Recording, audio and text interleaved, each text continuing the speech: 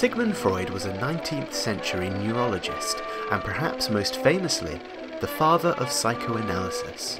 In 1899, he published The Interpretation of Dreams, in which he set out a theoretical mental structure for analysing dreams. Freud mapped the structure of dreams to the human body, and based much of his theories on unconscious sexuality and a fascination with phallus in his patients' dreams. Freud defined his phallic symbol as any elongated object, such as sticks or tree trunks, and any object that can be lengthened, such as extendable pens or aerials, stand for the male organ. Hats, coats, and cloaks are also less evident symbols of erection. And so it is through the lens of Freudian teachings that we can begin to truly understand Doctor Who's trusty sonic screwdriver.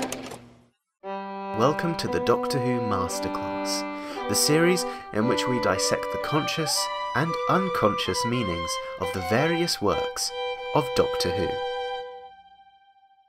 The sonic screwdriver was introduced in the 60s, just as the character of Doctor Who, and indeed Britain itself, were slowly beginning their sexual awakening. The sonic screwdriver remained a fixture on the programme from that point on, but was only utilised by certain Doctor Whos, heavy quotation marks coincidentally, the most sexually active Doctor Whos. At this point in the show's legacy, the tool is synonymous with the programme, becoming a large part of its mythos, plotlines, and marketing strategies.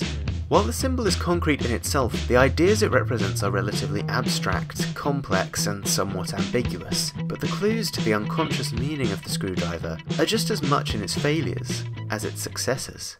Throughout the modern interpretation, Doctor Who's failures or inadequacies have been expressed through the failure of the sonic screwdriver. Indeed, during a time when the Doctor became an elderly man, thus feeling he had ceased to become a viable sexual man in the eyes of his companion, and indeed the audience, he abandoned the sonic screwdriver entirely.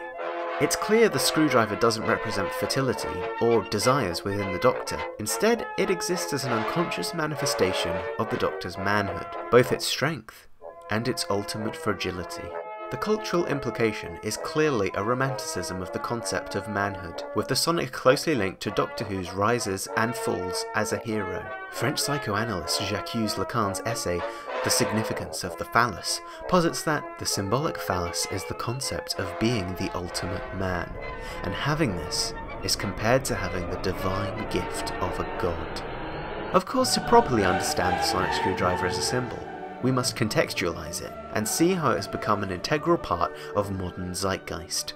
The sonic screwdriver is now a hugely mass-produced toy, and plastic replicas are among the top-selling merchandise for the programme, sparking a mass phallic obsession. It has evolved to be a more abstract concept, as thousands of viewers take ownership of the screwdriver with its huge spike in popularity. It is no longer a symbol for metaphorical manhood, but an icon for it.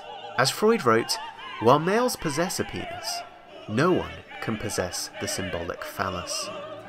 This is perhaps why the screwdriver is the most important and enduring sexual symbol among Doctor Who's various sexual symbols, because it truly allows for individual ownership and interpretation.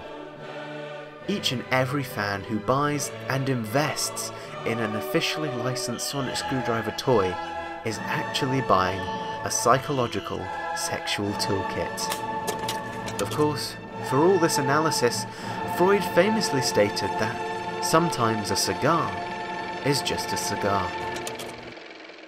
However, in a quote from 2014, showrunner Stephen Moffat said of the sonic screwdriver, "Yes, it's a penis."